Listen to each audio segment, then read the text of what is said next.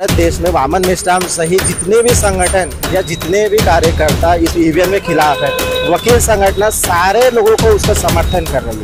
चाहे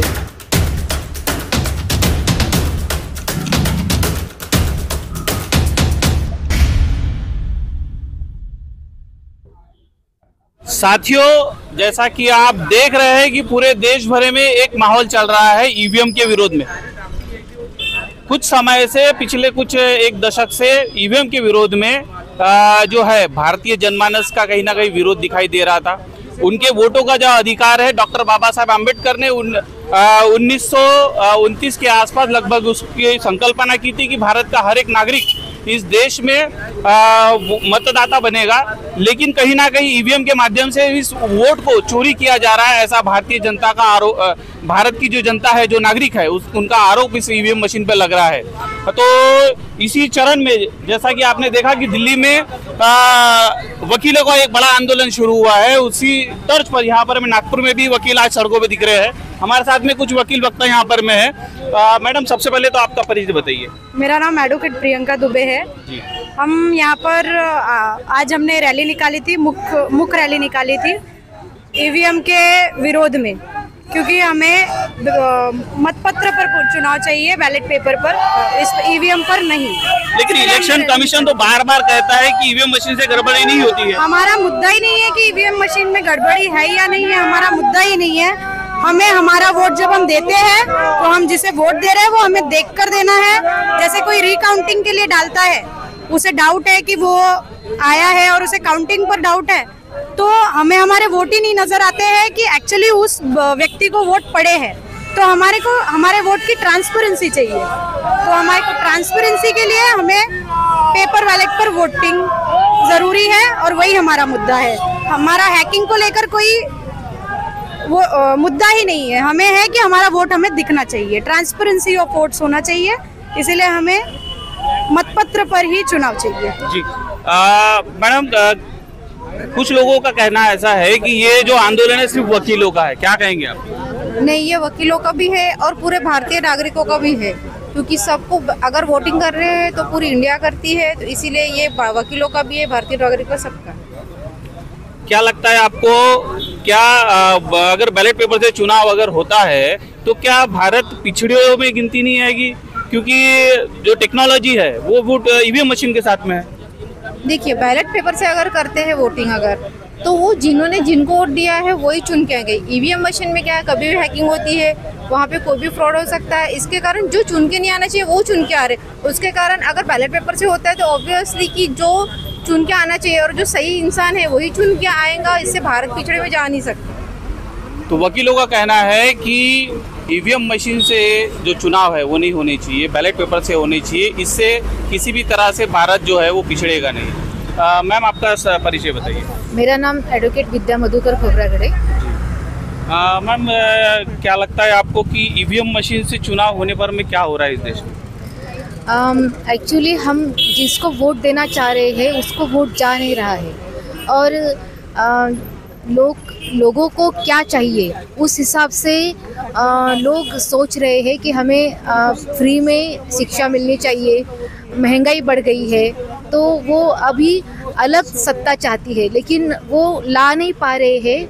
और EVM machine ऐसी चीज़ है कि जैसे कि कंप्यूटर है वो हैक हो सकता है, और ये भी एक मशीन ही है, वो भी हैक हो सकती है। हम ठीक तरीके से समझ नहीं पा रहे हैं कि हमारा वोट, जिसको हम वोट देना चाहते हैं उसके पास ही जा रहा है कि कहीं और जा रहा है, इसलिए ईवीएम बंद हो जाए। लेकिन इस सत्ता से क्या प्रॉब्लम है मैम? इस सत्ता ने अभी काफी अच्छे काम किए देश में, जीएसटी, नोटबंदी जैसे, अभी राम मंदिर का आज ही उद्घाटन हुआ है, तो बड़ा खुशी का माहौल है पूरे देश भर में। आप इस दिन रैली निकाल रहे हैं। ये जो सरकार है वो जैसे कि पब्लिक से ही जो टैक्स है उसी में के पैसा लेकर वो सारे डेवलपमेंट कर रही है। और दूसरी बात, हमें शिक्षा की तरफ ध्यान देना चाहिए, ना कि किसी एक पर्टिकुलर धर्म को आगे बढ़ाने की तरफ ध्यान देना चाहिए। और रही शिक्षा की बात, तो शिक्षा मतलब जो बहुत गरीब लोग हैं या फिर नए शिक्षा नीति की बात कर रहे हैं शायद आप। हाँ, तो उनको शिक्षा मिलनी चाहिए, इस हिसाब से उन्होंने अपने कदम उठाने चाहिए, ना कि तो शिक्षा को आपका कहना ऐसा है कि ये सरकार कहीं ना कहीं शिक्षा को बाधित कर रही है। हाँ। तो जिस तरह से है जो ग्रामीण क्षेत्रों में जो 20 पट संख्या नहीं है, ऐसे स्कूलों को बंद किया जा रहा है, वो भी शायद कहीं ना कहीं ईवीएम के माध्यम से जुड़ा हुआ है, ऐसा आपका कहना है? हाँ। अगर ये ईवीएम बंद नहीं होती तो वकील समुदाय क्या करेगा? हम आंदोलन करेंगे, आखिर तक आंदोलन करेंगे ईवीएम बंद होने के लिए। धन्यवाद आपका बहुत बहुत। तो वकील समुदाय का कहना ऐसा है कि इस देश में आज जो भी परेशानी है, शिक्षा की हो, स्वास्थ्य की हो, रोजगार की हो, युवाओं की परेशानी हो, तो इन सारी परेशानियों के पीछे आज कहीं ना कहीं ईवीएम जो है वो जिम्मेदार है। जिन सत्ताओं ने एक बार वादा किया था कि हम इस देश में 1 करोड़ रोजगार पैदा करेंगे, इस देश में शिक्षा बड़े पैमाने पे देंगे, इस देश का विकास करेंगे, आज वो कहीं ना कहीं वो सत्ता भटक गई है। और इसका सारा इसके पीछे जो मुख्य कारण बताया जा रहा है वो ईवीएम मशीन कहीं ना कहीं दिखाया जा रहा है। सर, आपका परिचय बताइए। मैं एडवोकेट प्रशिक वानखेड़े, नागपुर जिला और सत्र न्यायालय में प्रैक्टिस कर रहा हूँ। क्या कहेंगे सर ईवीएम के बारे में? भारत का संविधान आर्टिकल 326 ये हमको सबको वोट का अधिकार देता है, यानी 18 वर्ष के जितने भी उम्र के बच्चे जो भी है उनको ये मतदान का अधिकार देता है। तो जो भारत का लोकतंत्र है, अगर उसको बचाना है तो ईवीएम के माध्यम से जो वोट डाले जा रहे हैं, लोगों को पता ही नहीं कि वो किसे वोट डाल रहे हैं। वो वोट डालते हैं कि ए को वोट जाता है बी को, यानी लोगों को इस प्रक्रिया पे बिल्कुल भी विश्वास नहीं है। और जिस प्रक्रिया पे लोगों को विश्वास नहीं है, उस प्रक्रिया से अगर सरकार या केंद्रीय चुनाव आयोग अगर मतदान करवा रही है तो उससे जो चुनी हुई सरकार आएगी उस पर भी उनका विश्वास नहीं होगा। तो अगर चुनी हुई सरकार पे ही विश्वास नहीं है तो ये देश कैसे चलेगा? लेकिन सर, आप अभी जिन सरकार के विरोध में काम कर रहे हैं, यानी बात कर रहे हैं, लेकिन ये जो ईवीएम का जो मसला है ये तो कांग्रेस के जमाने से शुरू हुआ था।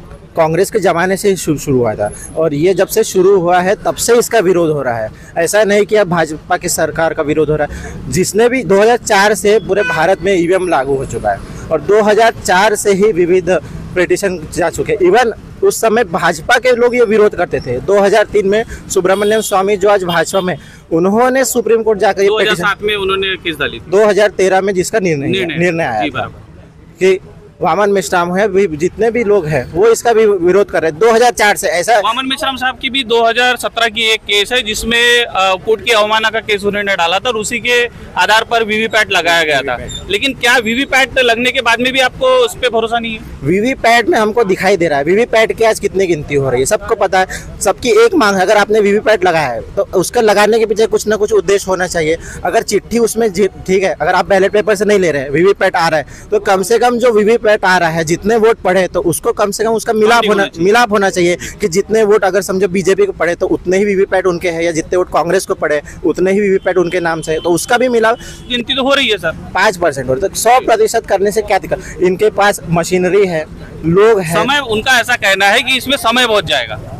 समय जरूरी है या ट्रांसपेरेंसी या लोग जो चुनने वाली सरकार वो जरूरी है? अगर आप समय बचाने के लिए देखेंगे तो आप चुनाव ही न कराइए, समय बिना चुनाव कराइए। आप जो कुछ लोग हैं उनसे कह दीजिए कि मोबाइल पे रिंगटोन मारिए, जिसको वोट देना हो चले जाएगा, समय अपने आप बच जाएगा, पैसा बच जाएगा।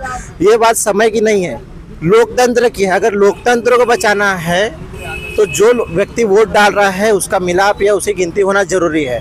बात समय की नहीं, बात ट्रांसपेरेंसी की है। लोगों का विश्वास लोकतंत्र में रहना चाहिए। अगर लोगों का लोकतंत्र में विश्वास नहीं रहा तो अगर कल को अराजकता देश में फैल सकती है। आपने जिन वामन मेश्राम साहब का नाम लिया, वो आने वाली 31 जनवरी को दिल्ली में एक लाखों लोगों का मोर्चा लेके जा रहे हैं, तो क्या उस मोर्चे को भी आप समर्थन कर रहे हैं? इस भारत देश में वामन मेश्राम सहित जितने भी संगठन या जितने भी कार्यकर्ता इस ईवीएम के खिलाफ है, वकील संगठन सारे लोगों को उसका समर्थन कर रही है। चाहे वो 31 का हो या कोई भी दिन का हो, भारत में जो भी संगठन आज सड़कों पे उतरने के लिए तैयार है, ईवीएम के खिलाफ आवाज उठाने के लिए तैयार है, क्योंकि ये केवल वकीलों का आंदोलन या 1-2 व्यक्तियों का आंदोलन नहीं है। कहा तो यही जा रहा है कि सिर्फ वकीलों द्वारा और वकीलों का ही आंदोलन है। अभी वकीलों द्वारा चालू किया गया आंदोलन है, ताकि हमेशा हमने देखी जब क्रांति होती है भारत में, जब आज़ादी की लड़ाई भी चालू हुई थी, भारत का तब भी वकीलों ने आगे बढ़कर इसके ये लिया कि ताकि लोग उससे जुड़ सके। साथ हम ये कोशिश करेंगे कि इसे जन आंदोलन में बदलें, ताकि सारे लोग इससे जुड़े और एक बड़ा आंदोलन खड़ा हो। साथियों, ईवीएम का जो आंदोलन है वो कहीं ना कहीं अब जन आंदोलन बनते जा रहा है और अलग अलग सामाजिक संगठनों के लोग भी इसे समर्थन देने पहुंच रहे हैं। सर, आपका परिचय बताइए। मैं डॉक्टर विनोद रंगारी, बहुजन रिपब्लिकन सोशलिस्ट पार्टी का जिला अध्यक्ष है। सर, क्योंकि आप एक राजनीतिक दल से भी काम कर रहे हैं, तो मुझे ऐसा बताइए, कई सारे राजनीतिक जो दल है वो हमेशा ईवीएम के विरोध में रहे हैं, क्या खास कारण है सर इसके पीछे? ईवीएम जो है ये एक इलेक्ट्रॉनिक यंत्र है जिसके वजह से उसके ऊपर काफ़ी कंट्रोल किया जा सकता है, मैनिपुलेशन किया जा सकता है, और ये सब तथ्य को ध्यान में रखते हुए ये ईवीएम फ्रॉड हो सकता है और ये लोकतंत्र नहीं साबित हो सकता है। इसीलिए इसके ऊपर जो भी काम कर रहे हैं वो अच्छे काम कर रहे हैं। सर, जो अभी आंदोलन शुरू हुआ है ये वकीलों द्वारा शुरू हुआ है, क्या लगता है आपको कि क्या ईवीएम को हटाकर बैलेट पेपर लाना सही होगा? देखो, ये लोकतंत्र में जो है 4 पिलर होते हैं, जिसमें एक पिलर है एडवोकेट विंग का, न्याय का, कोर्ट का, अदालत का। तो ये जो विंग है और ये विंग जागरूक हुआ, ये बहुत अच्छी बात है।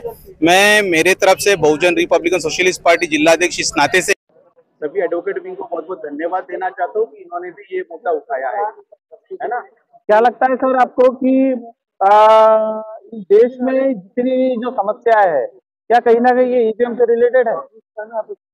बिल्कुल ईवीएम से रिलेटेड है, ताकि लोकतंत्र जो है, लोकतंत्र का एक मेन जो मुद्दा है वो है वोटिंग, और वोटिंग अगर सही तरीके से होती है तो सही नुमाइंदा चुन के जाएगा। जब इतने सारे फ्रॉड हो रहे हैं, फ्रॉड होने के बावजूद अगर गलत लोग अगर चुन के जा रहे हैं, इसका मतलब कई तरह की चुनावी सिस्टम में गड़बड़, और चुनाव सिस्टम में जो गड़बड़ है उसका एक बड़ा कारण जो है वो ईवीएम मशीन है।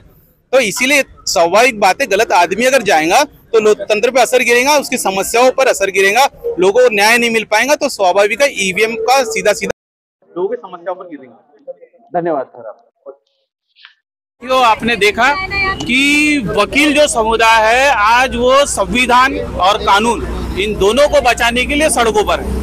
ईवीएम मशीन से कहीं ना कहीं भारत का जो संविधान समता, स्वतंत्रता, बंधुत्व और न्याय पे आधारित है, उस संविधान को कहीं ना कहीं ठेस पहुंचाया जा रहा है, और ये ठेस पहुंचाने में बड़ा जो योगदान है कहीं ना कहीं ईवीएम मशीन का दिखाई पड़ रहा है। जो प्रस्तावित सत्ता है वो ईवीएम का इस्तेमाल करते हुए इस देश के संविधान को कहीं ना कहीं खत्म कर रही है, ऐसा आरोप वकीलों द्वारा लगाया जा रहा है। और इसी के चलते इस ईवीएम के विरोध को बड़े पैमाने पे सिर्फ नागपुर में ही नहीं तो पूरे देश भर में चलाया जा रहा है, और ये कहीं ना कहीं जन आंदोलन की तरफ बढ़ता हुआ दिखाई दे रहा है। मैं राकेश गजबे, कैमरामैन नितेश के साथ, धन्यवाद।